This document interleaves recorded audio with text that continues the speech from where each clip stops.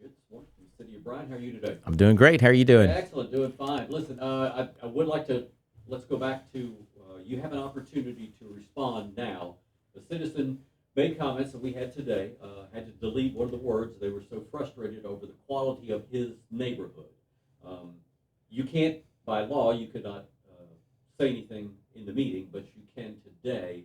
What kind of a response would you have to a citizen who's that angry about the neighborhood? Well, it's disappointing for one that somebody would come in and use that language in a council meeting. Before we start, we normally give them kind of this is what we expect, and we'd expect politeness, we expect kindness, we expect respect for not only for us, and we'll give back to you guys, but we do want to make sure. And this particular gentleman, I know him. I mean, I think it was very out of character for him, but it's his home.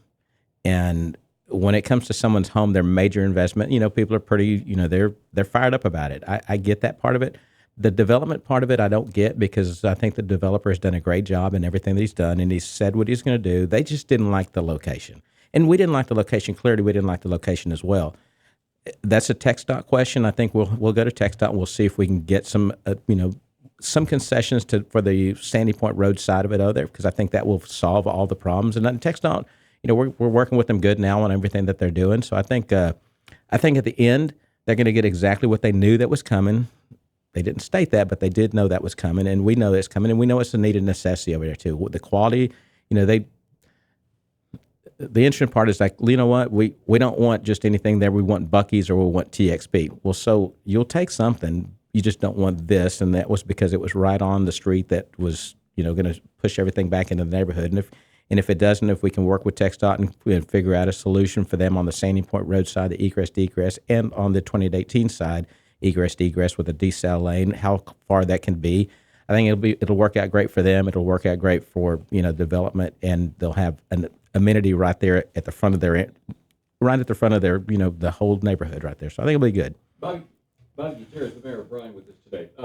One of the things that I hear some people in Bryan, generally residents say, we like the idea that the city is focused on an area, but concerned that they are not as focused on the other area. And Midtown Park is the great place to start, because obviously that's been a center for a lot of things that are going on. But what else is going on, for instance, in downtown Bryan? What's happening on the east side of town? Those other areas that people say, well, we like bright and shiny and new, but we've got other things that also need to be taken care of. Well, and I had a discussion with another citizen just this last week, and we tout and we go up and we talk about all the new things that are happening downtown, in Midtown, on Villa Maria, on Texas Avenue, on 29th Street, all the different things that we're putting our money into. These facade grants, like I said, these are matching grant funds that can go out, and we want to rehabilitate all those areas, but we don't take into consideration this particular person came in because they say, hey, we've been here for the last 30 years and we're not getting the same attention, and we forget the people who help build the areas, whether it be downtown, whether it be midtown, whether it be not. We like to talk about the wins.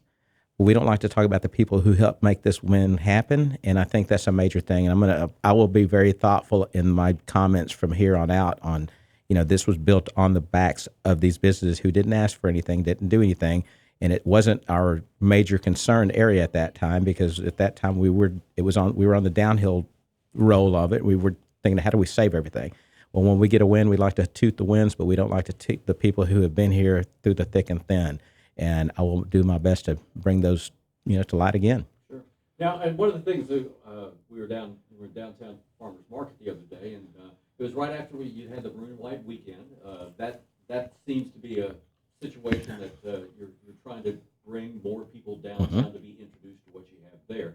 The area where the Farmers Market is right now, undeveloped between there and the Ice House, right at the end of the street. Yep. What's the plan there? Well, it's going to be a mixed-use development that will go through all there. It'll be retail, it'll be commercial, it'll be hopefully some entertainment, it'll be some arts, it'll be, we've got a lot of stuff. We have a plan that we're working through right now. We can't talk about it, it's obviously executive, but we do have some plans for the whole north. And I don't think it's been a secret. It's going to be higher, denser density. It'll be, some multifamily, it'll be some rental, it'll be some hopefully ownership too, condos and things as well.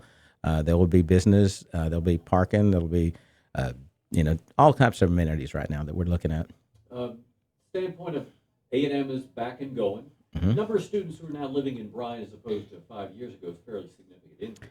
It is a significant increase, and we welcome the students here. I mean, it's as long as we can control traffic, as long as we can control, people acting like adults. It's like kind of like Marina White. We said we don't mind whoever's. We just want them to be. That's adult night, and it's not 6th Street. This is for Texas A&M faculty, staff, agencies, college, everything else. We have the next one coming up this month here again.